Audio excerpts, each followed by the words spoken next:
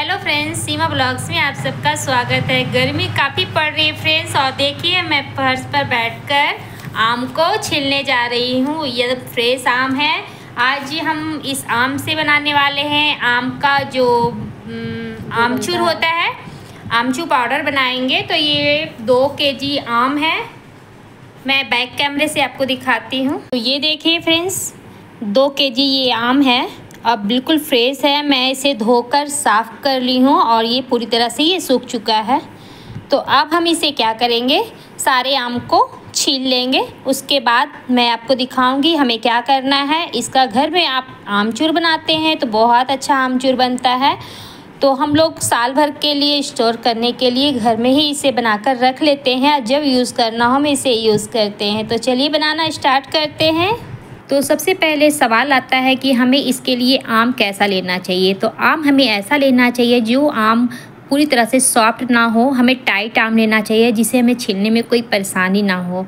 तो उस तरीके के आम लेना चाहिए। दूसरी बात है कि आम हमें थोड़ा खट्टा लेना चाहिए, क्योंकि थोड़ा सा ही आमचूर अगर हम सब्जी में या किसी चीज़ में डालते हैं तो वो अच्छी तरह से खट्टा हो जाए। तो ऐसा हमें आम लेना चाहिए। तो आम को हम क्या करेंगे, आम का छिलका को हम उतार लेते हैं और बिल्कुल क्लीन करके छील लेते हैं। तो इस तरीके से हमें सारे आम को छील लेना है। तो चलिए मैं छील कर आपको दिखाती हूँ। तो ये देखिए फ्रेंड्स, सारे आम को हम छील लिए हैं। छिलका को साइड कर लेते हैं। अब चलिए अब हम क्या करना है, तो हमें अब करना है क्या, ये आलू का ये चिप्स काटने वाला सभी को तो पता ही है। तो अब हम क्या करेंगे, ये जिससे हम आलू का चिप्स बनाते हैं तो इसी से आज हम इस आम को भी छील लेने वाले हैं। आलू के चिप्स की तरह हम आम को भी इसी तरह से पतले पतले हम छील लेंगे। इससे छीलने से ये होगा कि हमारा आम बहुत आराम से सूख जाएगा। आप चाहें तो इसे पंखे के हवा में सुखा सकते हैं, या तो 1 दिन या 2 दिन के धूप में ये आराम से सूख जाएगा। अब आप चाहें तो इसे जिस तरीके से आलू का भुजिया बनाते हैं उस तरीके के हाथ से चाकू से कट कर सकते हैं, वो भी सूख जाता है आराम से। पर इसलिए हम इस तरह से कट किए हैं क्योंकि ये जल्दी सूख जाएगा।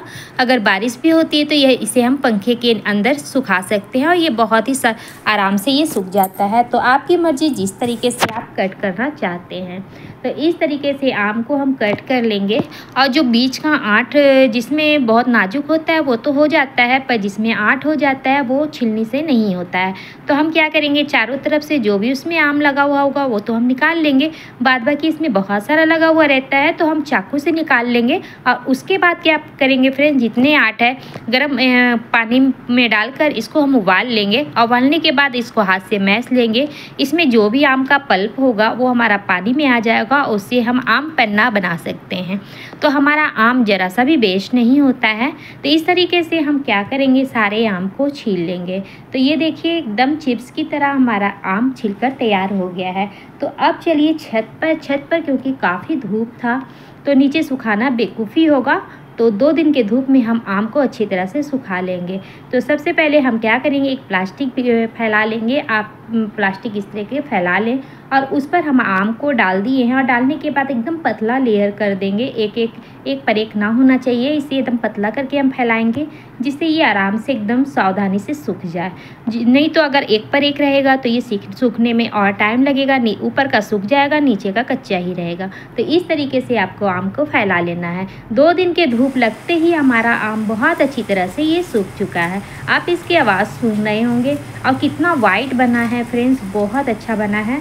मार्केट में तो कोई भरोसा नहीं रहता है, वो लोग धोता है नहीं धोता है, किस तरीके से कट करता है, कैसे फैलाता है, वो हम लोग नहीं जान पाते। पर घर में हम शुद्ध से इसे बना सकते हैं और साल क्या 2-3 साल तक आप इसे स्टोर करके रख सकते हैं। ये कुछ भी नहीं होता है, बहुत अच्छा रहता है।